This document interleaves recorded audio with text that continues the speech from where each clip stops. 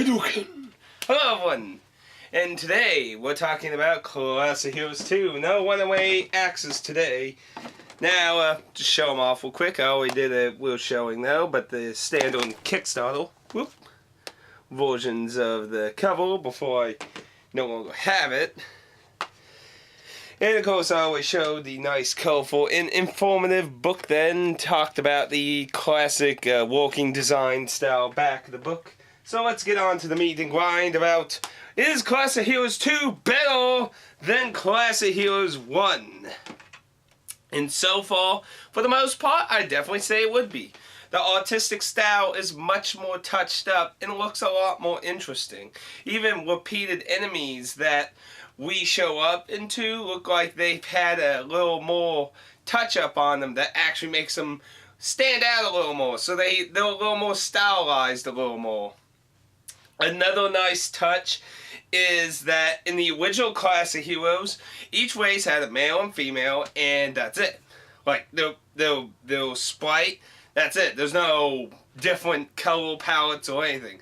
While you don't have different color palettes, you have, of course, the male and female, and then every freaking job class has a different sprite of that race as a male and a female.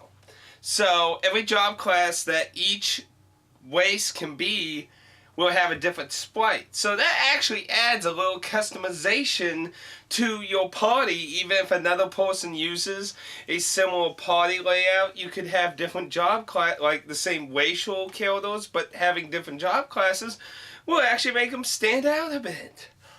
What a concept. Of course, having some palette swapped colors could have actually made that process a little more better too, but it is a upgrade from the original, and I definitely will take it. Another thing that's much nicer is inventory.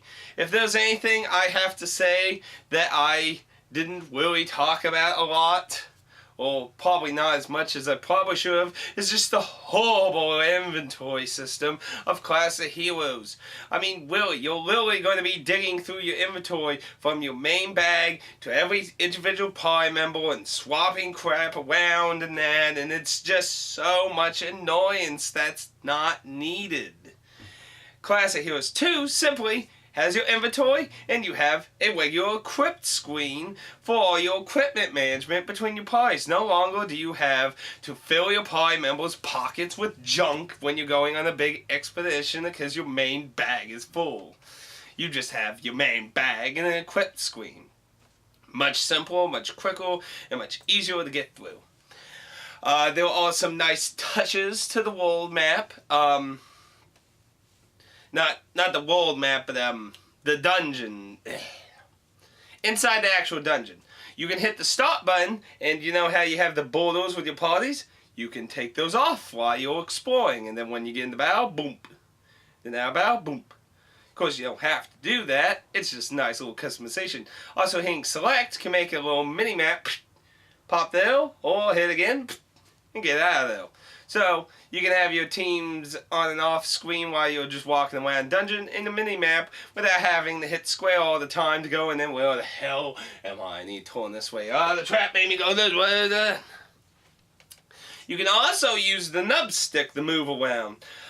Hitting the sideways, though, just does turning. You still need to use the shoulder buttons if you're going to sidestep. But it's actually feels more comfortable, actually, using the thumbstick, to be honest. But of course I haven't played long term, so maybe that might change with that. But it's actually kind of nice that the thumbstick actually does something, because in Class of Heroes 1, as far as I know, there was nowhere you can use the thumbstick for anything, so that's, of course, always nice to have an option. As mentioned in the booklet for the game, it was mentioned that they took out the "you have ran into an encounter" because it's like, duh. So unless it was like a back attack or a surprise attack on the enemy or something, it just starts battle. So that message takes out a little, just that little time that you'll always encounter something. So that saves you a little time. You can still hold down X to quickly go into attack mode of that with everyone if you're not going to specifically change up anything of that. Investigating your current spot is a little nitpick I have. In the original class of heroes, you just hit X and, select your stuff. It's for some reason attached to the O button. Well, actually, I shouldn't say for some reason. The odds are that probably was the original button in Class of Heroes 1. Because we gotta remember, in Japan, O is accept and X is cancel. And the odds are that for the menu, they, I guess, left it on the O button instead of changing it to the X button. And that's just a minor gripe because I'm used to hitting the X button. I've played like 40 hours of Class of Heroes 1 now. So, you use the X button for like everything. So, it just seems kind of weird to have to swap to the O. Now, it's not some game-destroying thing. Like I said, it's just a little nitpick. But when you do an adjustment to save time, it just kind of felt a little odd. They didn't consider that. But, like I said, it's not like some game-breaking bug or something. It's just a small, teeny little nitpick. But, the equip screen looks exactly the same like equipping. You have your main sub and all your different armor in a accessory slot, so nothing seems to be changed there. There are some new job classes, and the Puppeteer is one of them. There's an Idol Master. There was also, I don't think it lists all the job classes in here. I have to double check.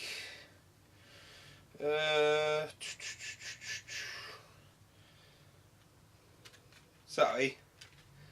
Oh, it does. You have Novice, Warrior, Monk, Sorcerer, Ranger, Puppeteer, Samurai, Ninja, Idol, Gunner, Summoner, Berserker, Sage, Alchemist, Geomancer, Beast, Dragon Knight, Necromancer, and Fallen Angel.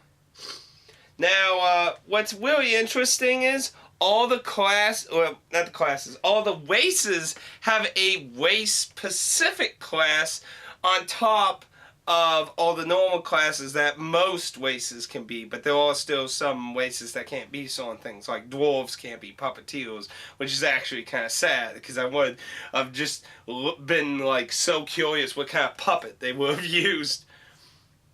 But so there seems to be a lot of nice changes so far. The party gauge still fills up completing quests and fighting and that. I wasn't able to really use anything because I needed to kill a lot of freaking shit. So the dungeons also, at least the first dungeon, is so colorful. Because it's outside in the open with the air and the green and the grass instead of some dark, murky little shithole or something. Which, of course, I mean, that's what most dungeons are going to be like. But, I mean, to be fair, it's kind of like a nice contrast to have something outside, especially since you're walking around the world. Now, I am a little curious. Because I don't know if the plot is directly linked to Class of Heroes 1. You're in a completely different school, and from what you can see on the map, unlike the original game, it fogs the rest of the map, so all you have is the school in the corner currently.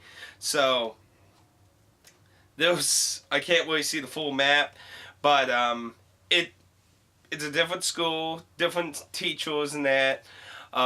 So I don't know if it has any link or in the same world, its own world. Don't know. I mean, I haven't even achieved a real main plot happening much in the first game.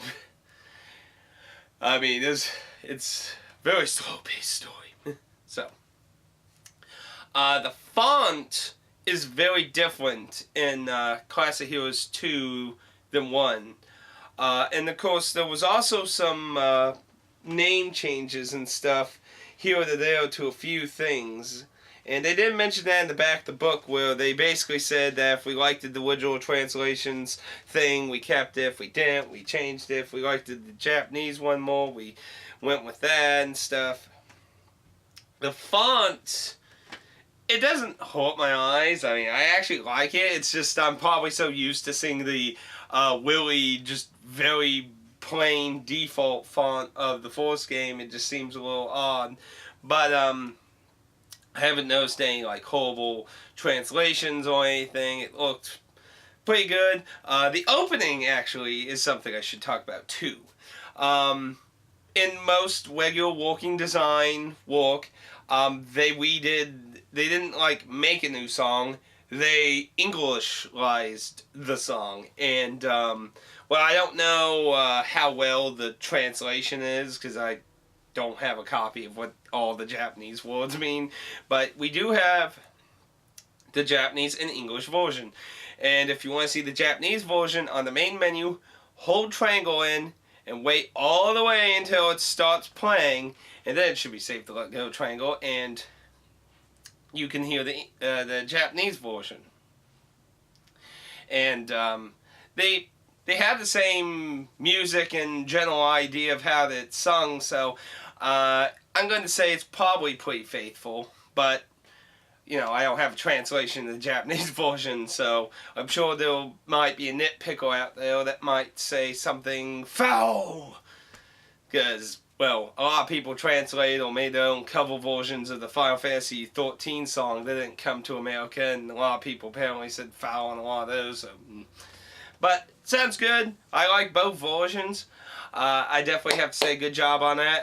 If I remember correctly, Victor said the person who sung the English version of the song had worked on other working design songs. So I wonder actually if that might have been...